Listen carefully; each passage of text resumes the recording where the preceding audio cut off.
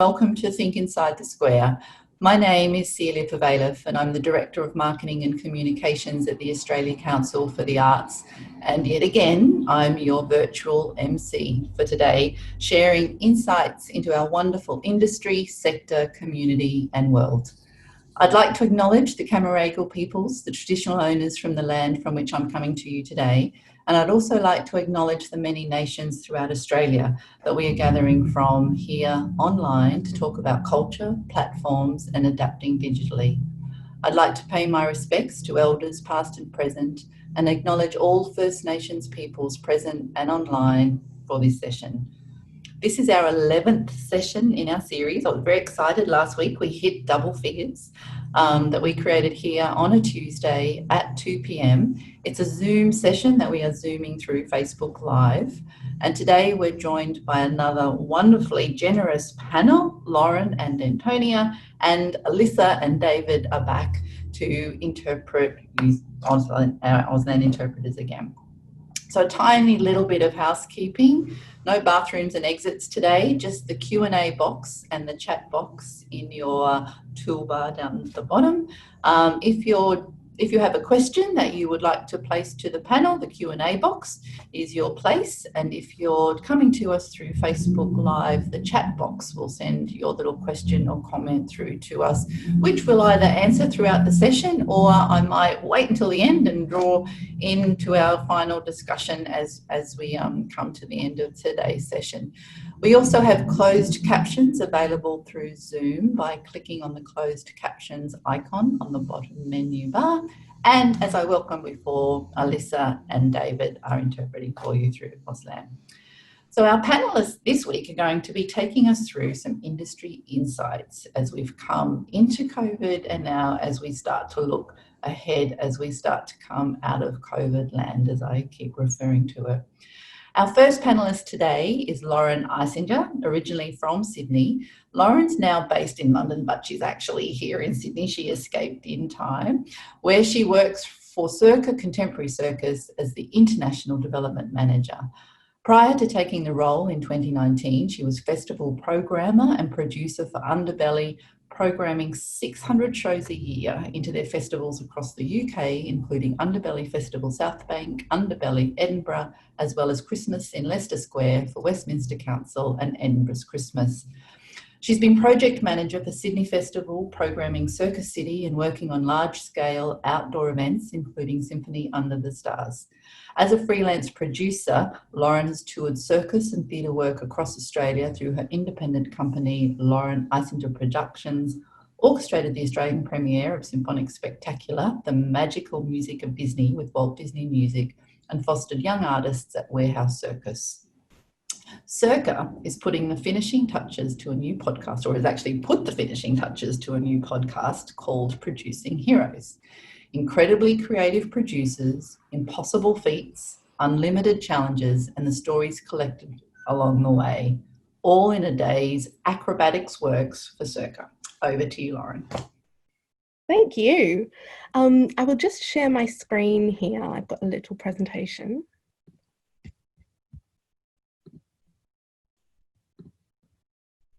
Fantastic. So this is me, and you are more than welcome to get in touch, post this about anything podcasting or the way that we're working. Most of my job is normally having conversations, which we have had to work out how to do differently in COVID land, as Celia so lovely put it.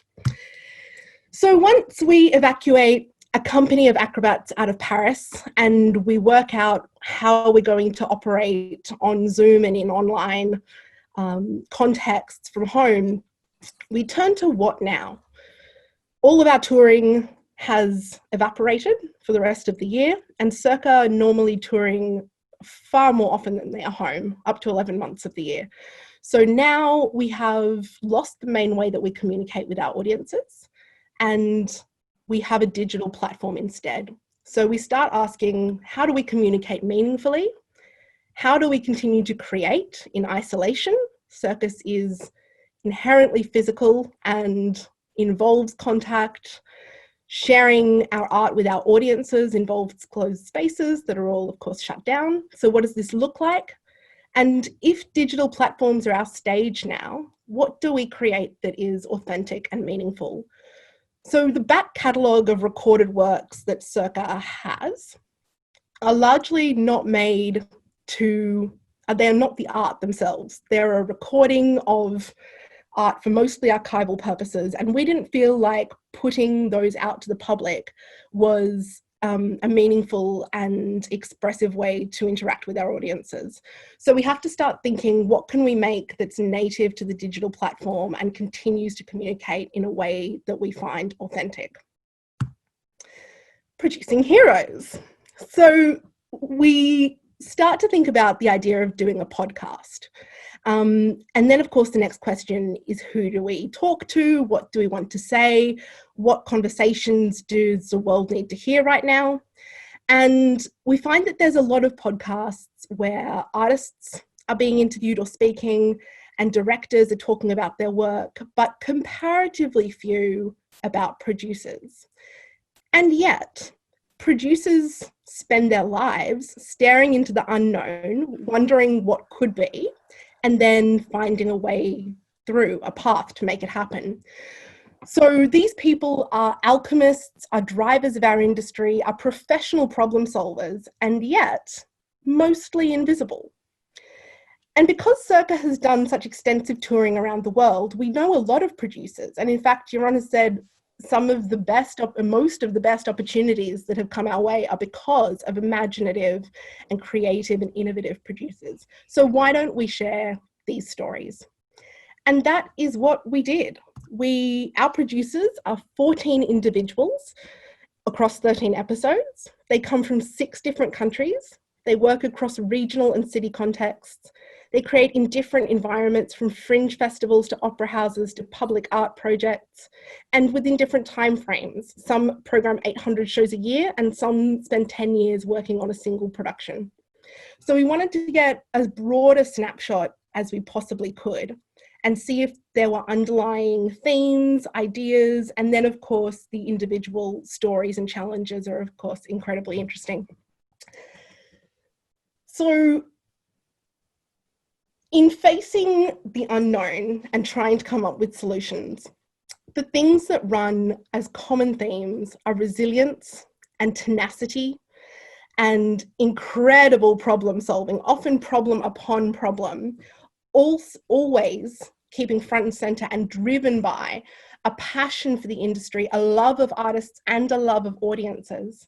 And during this lockdown COVID time, it just became more and more meaningful as we listened to the interviews, how relevant and important these stories were, because we're all trying to find our way. We are all trying to come up with inventive solutions, and to hear how people have faced challenges with incredible resilience and courage and overcome them is incredibly comforting at the current time, and inspires us all to keep going and keep finding ways of working. So from closing cities to 1.4 million people, to using producing and performing arts to facilitate cultural diplomacy, our producers have navigated the unknown spectacularly and brought a whole lot of people along for the ride. So where does this thinking take us next? At Circo, we are about to appoint a filmmaker in residence, and this is about capturing assets that we can use on our digital platforms, but also about increasing our film literacy across the organisation. It's about being able to speak digital languages in a way that's meaningful and communicate the art that we are making in a way that translates. Then 2 of our creations that were supposed to premiere in theatres this year are, of course, unable to do that. So we're exploring the option of developing them as feature films. Rather than have a stationary camera that's at the back of a theatre recording our work, which is what most of our library of recording is at the moment, how do we use the language of film to capture these creations and then allow presenting partners to share them with their audiences? And then we have cube studies, which is part of our recovery conversation. So as in this very messy time of opening slowly and then trying to look into the crystal ball of the future and see what we might be doing in September and in January 21, we needed a piece of work that was site responsive, that was flexible, that could respond to changing social environments and changing legislative environments, and try and find a way where presenters and audiences and the company could all continue to have meaningful conversations with each other. So the sketch that I've got on the slide here is Urban Art Projects, who are a world-renowned design firm. One of their mock-ups. Urban Art Projects have, among many other things, designed the Oscar statuette that's used for the Oscar Awards, and also partnered with Cause to present an augmented reality installation at the Louvre. So Circo is partnering with Urban Art Projects, and Cube Studies is a series of site-responsive, bespoke public art and performance installation pieces. So we work with a presenter to respond to the brief that they have, how they're allowed to operate, and we together come up with a piece of performance and installation art that allows us to connect with audiences in a socially distanced way and make meaning in our current world. And that is where we're up to. And I can come back in 6 months' time and say how much of it worked or didn't, because none of us have a crystal ball, but it is exciting and inspiring to share the stories of people who have tried to navigate the path of the unknown and work out how we can follow or develop our own paths forward. Thanks, Lauren. Completely fascinating. I have to just ask you before you leave that slide, though, is he really bending backwards? Is he really? I've been just fascinated. Yes, that is a not photoshopped, real life photo of one of our acrobats in a backbend. Indeed, something that I shall never know. I think we've all been doing backbends in the last couple of months and couple of weeks. What was you talked a little bit about the inspiration behind the series about producers, and do you remember the actual moment where the gem of the idea came from and how it came to be? Yeah, Yaron, who's our artistic director, and I were back and forthing, you know, we want to do a podcast, but in every medium, there's a moment where everybody translates the content that they have from previous mediums to the new one before developing something new. So if you look at very early TV, it's amazing because it's filmed straight on and people talk to the camera. It's like radio, but with one camera. And then eventually people work out the camera moves and, oh, how do we make things that are authentic to this medium? So we didn't have anything particularly in the backlog that we could just translate. We didn't want to talk about Circo per se. We wanted to be able to have conversations with the presenters, with the worlds that we were now cut off from. And it came from a combination of seeing a gap in that there wasn't, or there were very few instances where producers were talking about the craft of producing, and especially in this kind of easily consumable modular format. So there's one-off interviews where producers appear on other shows, and the light bulb moment, I guess, was we were having a conversation, we're saying, do we talk to artists and do we talk to, oh no, wait, we can talk to these people. And these are not stories like this. This is a linchpin, these people, you know, in a project, in bringing all the moving parts together and making something magical happen. And there's a vacuum where their stories should be. And when we started to unpack that, a lot of people said, thank you for speaking to me, because I don't usually get asked about these things, and we're sitting on a bank of fascinating stories. And that leads me to the next question that I was sort of pondering over earlier. What do these stories tell you about your own organisation and your methods in very creatively problem solving yourselves as Circo? So if you were an artist or an organisation or a venue or another producer, another presenter out there at the moment, you might be online, you might be looking at this a little bit later on and thinking, actually, we have a problem or a challenge at the moment. how could we potentially look to solve it, or look to work with it rather than solve it? Totally. There's no right or wrong way. There's just the way that works and the way that doesn't work. And we're finding ourselves in new situations. We're going to have to come up with ideas and solutions that don't exist. So let's table everything. And a lot of these producers say we had plan A, B, C, D, E, and we just kept trying. And at Circo, we have a lot more collaborative roundtables than we did before COVID. A lot more group discussion, forums where anyone can throw out an idea. And if it's something that might work, there's no harm in giving it a go. There's nothing to lose. We're all in the same unknown, so we might as well try. And a lot of the stories of these producers are, they say, if I just have to put a foot in the door and persuade them. And there's a real tenacity around being unsure yet going for it anyway. So I think don't throw anything out before you try it, and table anything that's possible. I think those are the main things that have come out that we can carry over.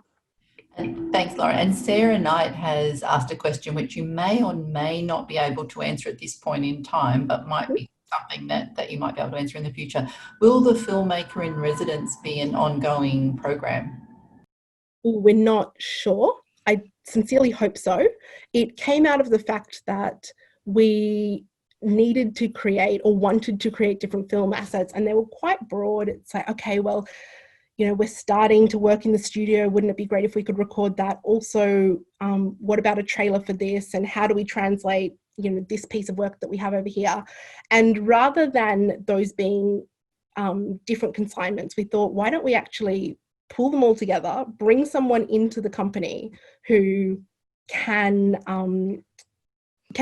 come closer to the work, can work with us and amongst us, not simply from outside, and explore the different options of actually making the company more literate in the medium.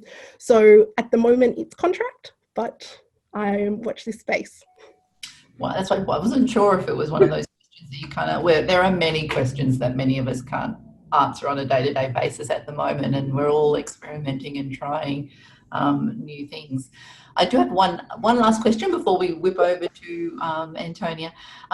What do you think are the most significant long-term opportunities for Circo, for audiences, particularly connecting with this podcast at this time? How do you think your audiences are going to respond, or have you had any thoughts about what you will do with new audiences that you might be attracting to these podcasts that you may not have produced before?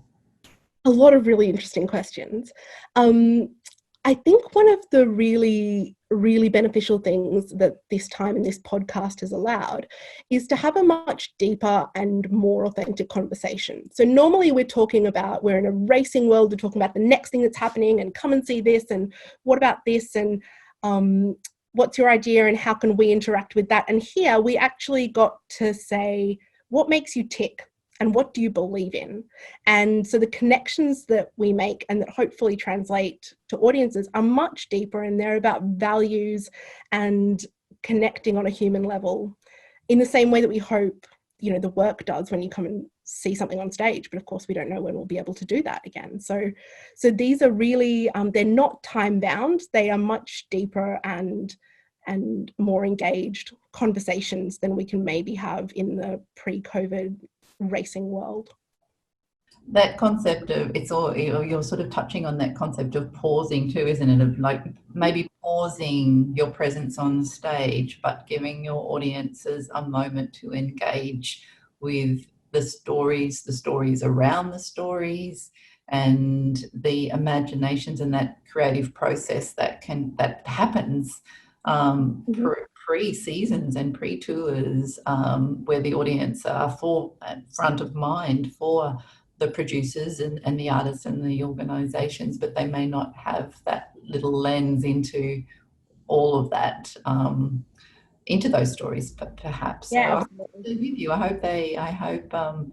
hope these new things that we're all trying are tools that we take with us into the future, because I think some of them we'll leave behind, but I think some of them will be quite wonderful to actually, to add to our toolbox as we head on. But thanks, Lauren.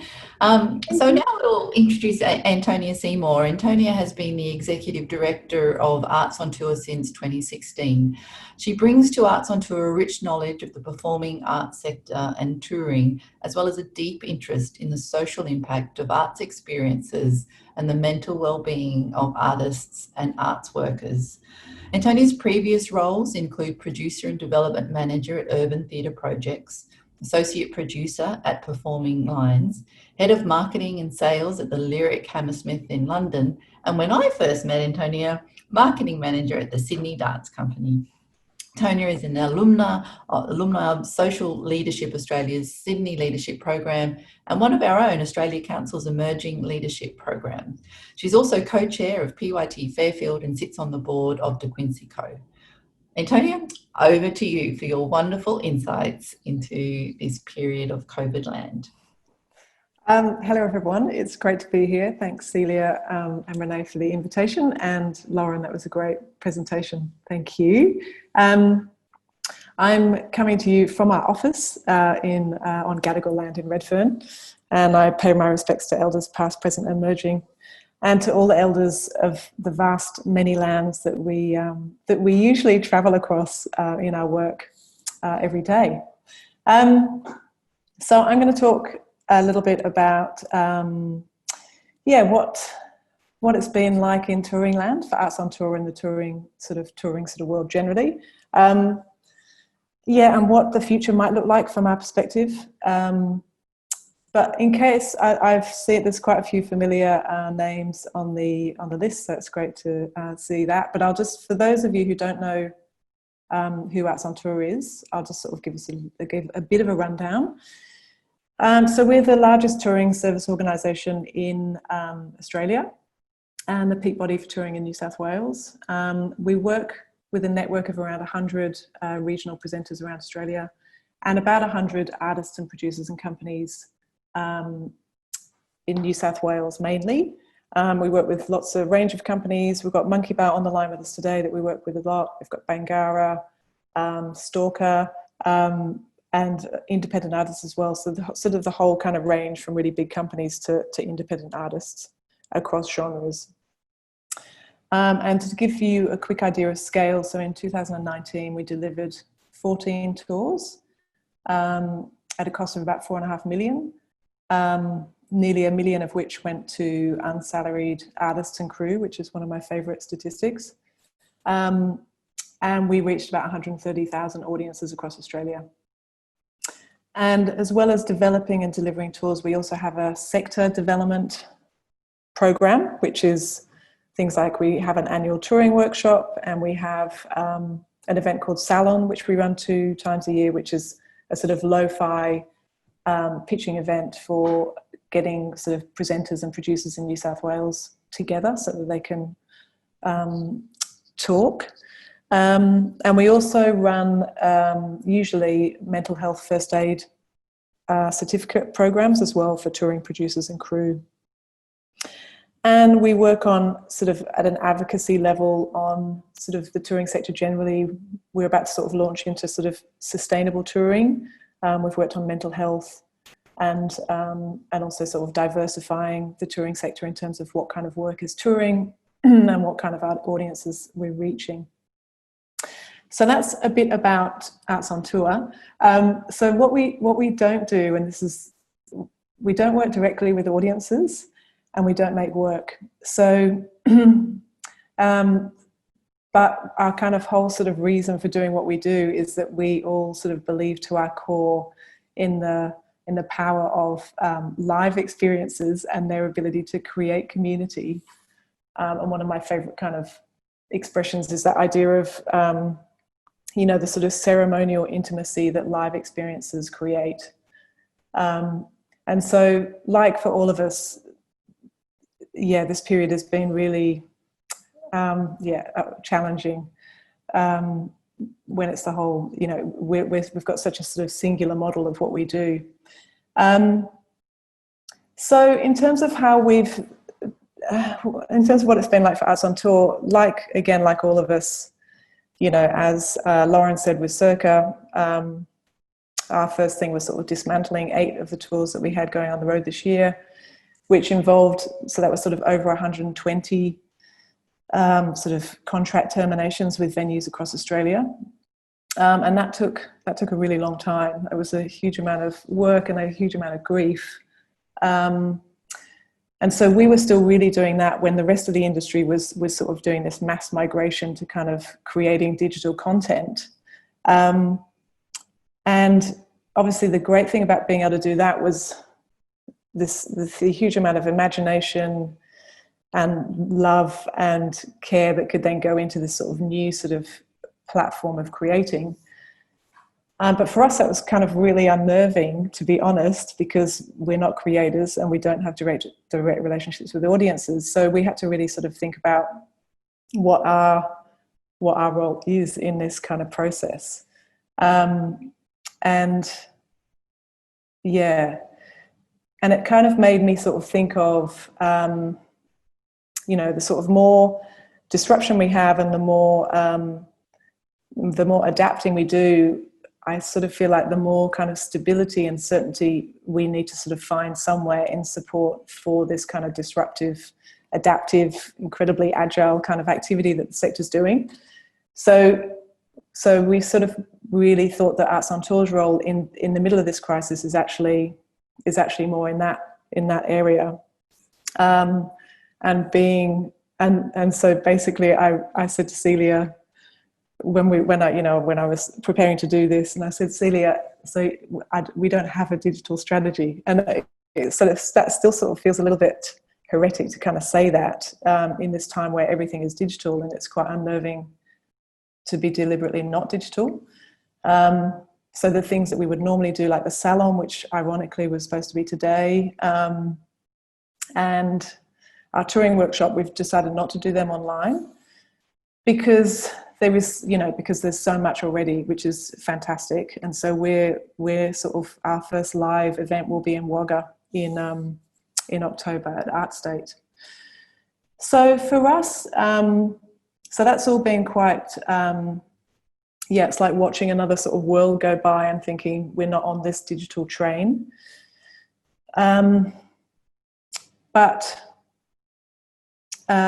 So I'm just catching up on my notes that I've completely gone off track from.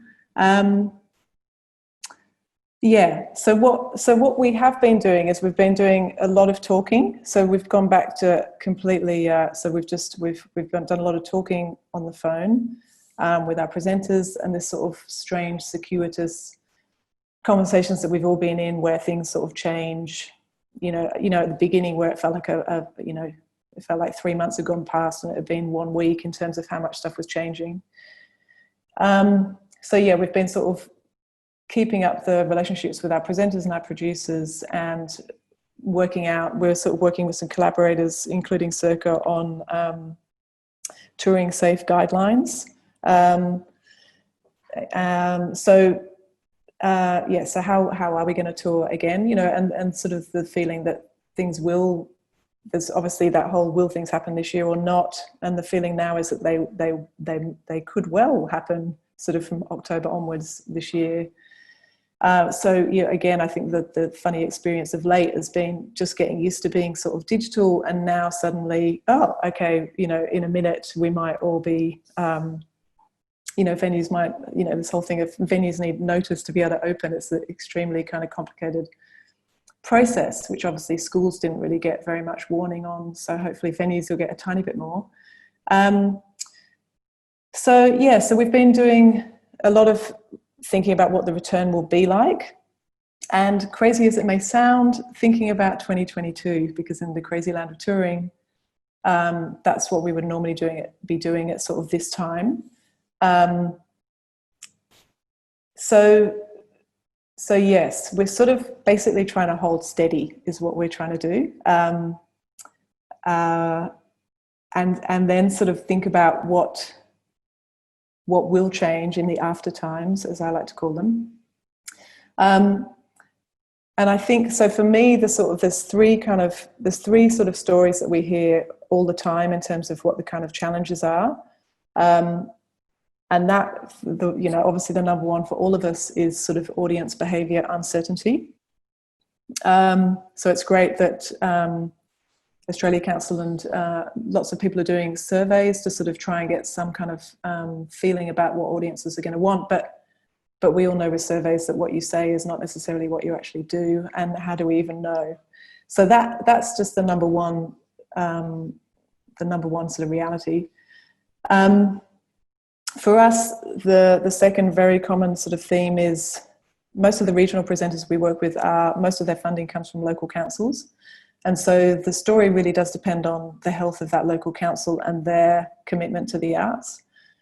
So some venues are in really quite challenging positions, other venues are not. It really depends.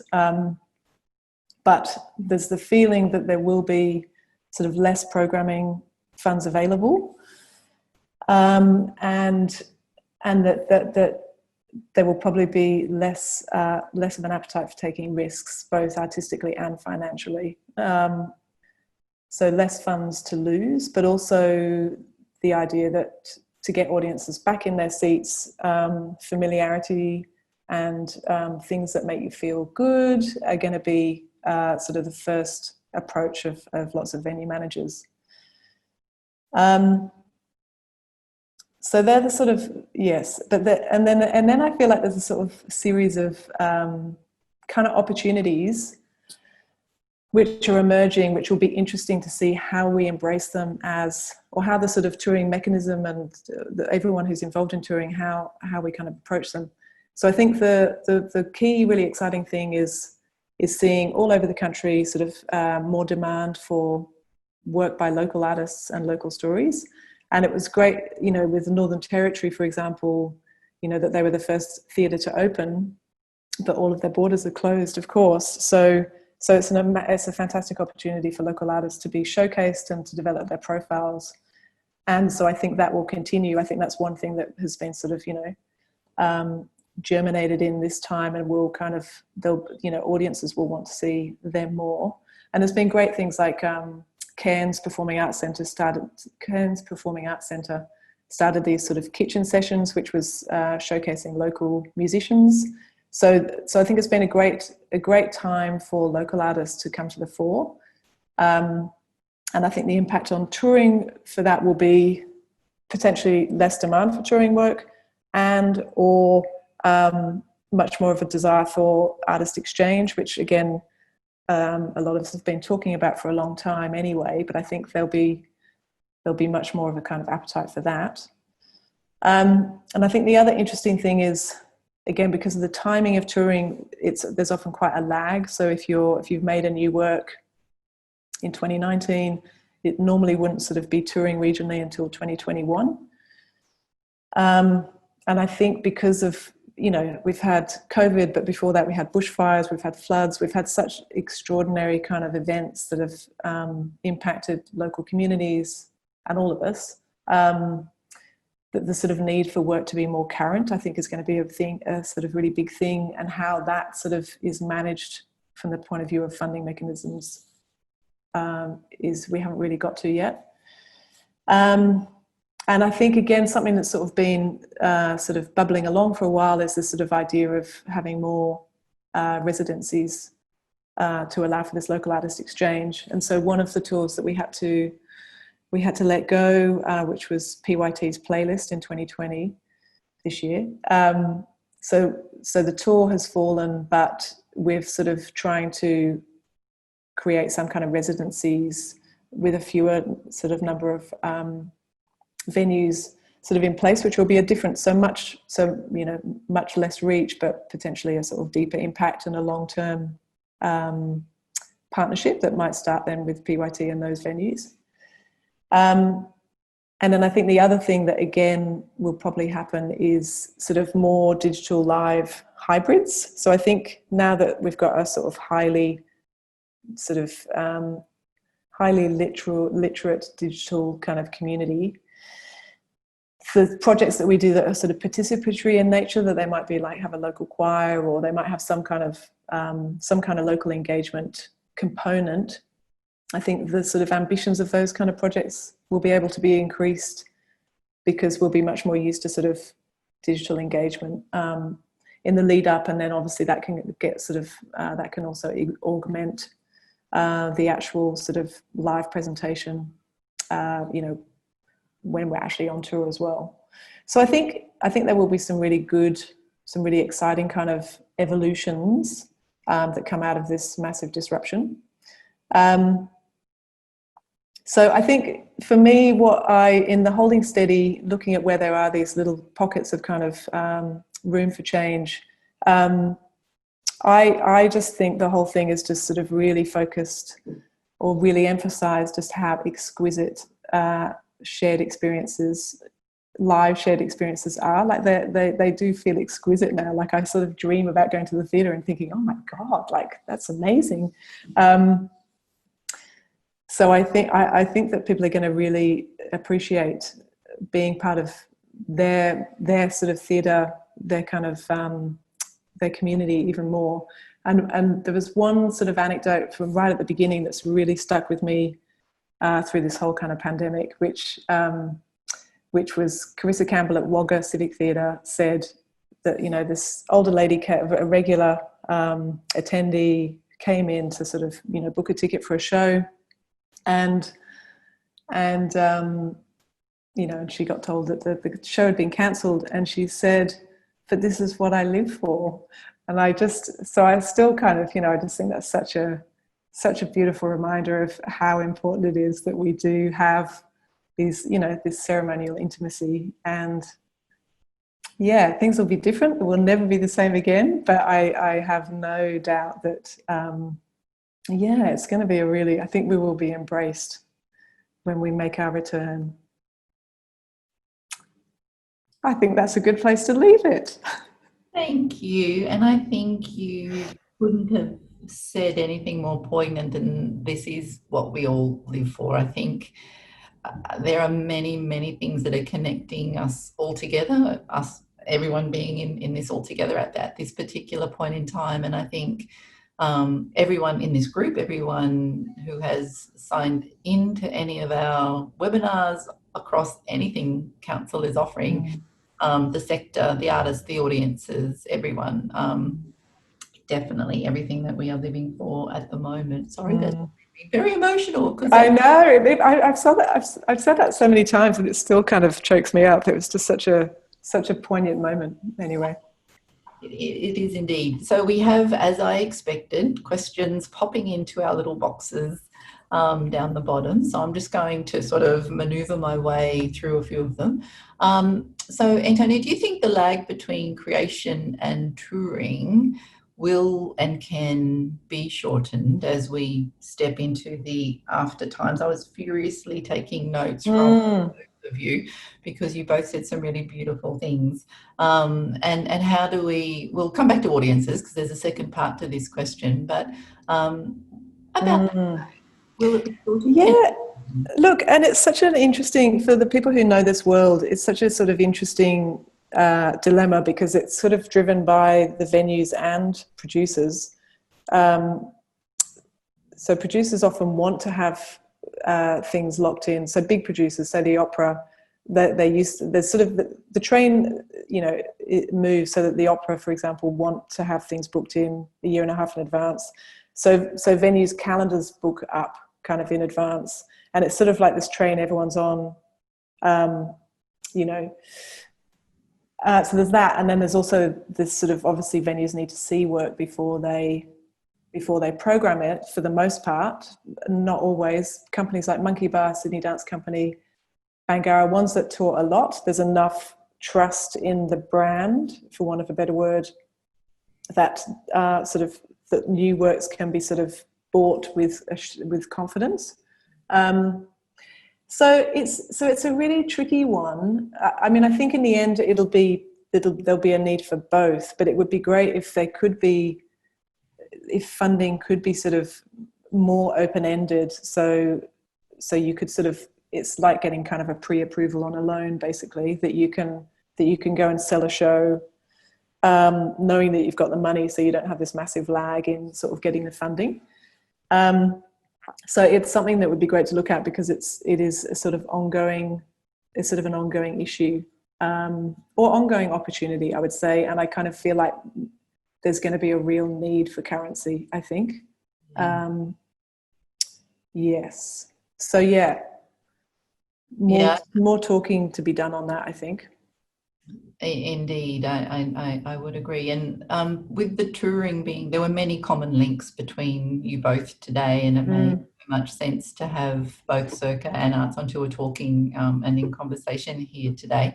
And the second part of the question from Michael was about audiences and getting to connecting back to those audiences. And I've just lost it. It's just zipped away from me.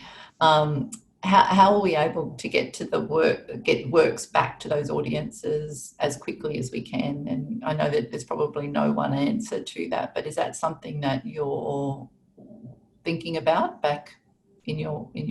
Yeah. So when you say back, do you mean like how do we get back on the road kind of thing, or do you mean?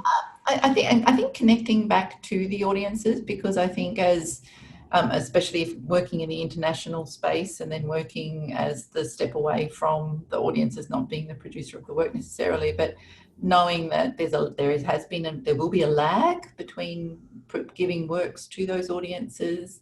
There'll be our human behaviours, our response to the pandemic, which we all don't know what that is yet, which is coming out of that research that you mentioned before, how quickly we say we're likely to go back quite quickly, but there's a few hurdles for each of us individually to address to get back into theatres, closed spaces, and, those sorts of things. Yeah, I mean, I think this is where, again, you kind of look at so companies, whether it's Circo, all the companies that tour regularly do have, they have very active kind of social media channels to keep connected with the audiences that they've developed around Australia or internationally for Circo. So there's kind of that, and then there's also the sort of the cultural hubs of the venues themselves, who are sort of the key holder of their community in a cultural sense, I would say. So they, and again, they've done massive. Like some of them, again, have done just massive shifts where suddenly, they're developing entire kind of digital programs, where their local council might just say, oh, well, you can just do digital from now on, So you talk to a venue manager and they're trying to rig up, it's just, again, so obviously just the pace of everything that's happened has been so gigantic. So I think there's sort of those two sources, the cultural hub that they're used to having anywhere in the venue, and then the relationships that the producers have got directly with audiences. So, and there's some beautiful things like, how Riverside have been doing their 5:00 Sunday shows, which, so, that thing where if they are sort of, they're not just available ongoing, they're only available at a specific time. So there is that sense that you like I was talking to my mum on a Sunday afternoon and she was saying, hang on, I've got to get ready because, I'm going to the Riverside at 5, and so still having that sense of I've got to be somewhere at a certain time to join that community. Yeah. So I think those ones seem to be the ones that have really kind of kept people there, Lauren? Yeah, I mean, as Antonia said, we have a digital presence where we can connect with audiences that we've established as we've toured, and we've jumped into those channels with a mixture of things that are quick rollout and things that are longer term. So the podcast took 2 months of pre-production and preparation. So there were other kind of digital, okay, what can we say and how do we contribute to the conversation on these platforms, whilst we rolled out the things that took slightly more. And there's still the other layer of, okay, we started thinking about how, when, if people would want to return to physical spaces almost as soon as things started to close down. And reverse engineer that. So say, do we have a work that can play outdoors? Do we have something that can work with a socially distanced audience? Do we have, and if not, can we make that? And that's where cube studies has come from. So a lot of simultaneous thinking about where our audiences are, where they have gone and where they will be, and do we have the means to continue talking to them? Ceremonial intimacy is being stolen from Antonia. You can have it, Edie. It's a works, good one, isn't it? It works online and off, because it will work for, you know, all of the those new experiences that we're all gathering for at time of the day. And I'm really curious about timings of like performances moving forward, because I think in what's changed a little bit in the last couple of months is when we're 5 o'clock on a Sunday afternoon, you know, maybe that's a really good time, you know, maybe like different times of days, I think is something that's really interesting. It's not about my questions. I have a question from Agnes for Lauren. Loving that you're talking about producers and with producers. Agnes is from Form. Did you produce the podcast via Zoom? And who did you have on your team to produce the podcast? So the podcast is out on Apple and Spotify and a bunch of other podcasting apps. Those are the two big ones. So not via Zoom. It's not live. It was something that was curated, and it gave the guests the freedom to have really deep and meaningful or exposing conversations because it wasn't live. So we would preface by saying, if you say anything you don't like, we can always cut it. Nobody has elected to do that. We end up having really engaging and meaningful conversations. So by not having them live, it's actually, I think, improved the product that we were trying to make. As to producing it, in my previous Circo life, I was a freelance producer. I had not produced a podcast before, so we jumped into finding mentors. And there's been a few different mentors who contacted podcasters who are working with stations like the BBC, independently, and saying, you know, just to make sure, are we going on this journey in a way that will work? How do we set ourselves up for success? We looked at outsourcing the whole process, and once you get into Googling this, there are a million different companies who will do all or part thereof of the process. But actually, the finding of the guests and having those connections was one of the main reasons that we started doing it. So we didn't want to give it over to somebody else. So mentors became really important in guiding the journey and the process. Really interesting. And you were telling us a little earlier about your discovery around music for podcasts. And yeah, the world of those things that you discover only once you're knee deep in it. And this is with any process that you do for the first time. So, podcasts have intros. We'll find some music that's appropriate. And, you know, once you dive down that, there's just music upon music. And do we have a voiceover, and whose voice is the right voice? And in the end, the one thing that we did outsource in the process is the sound design, the post-production editing. And we picked somebody who has a background in film. So they're a storyteller. They're not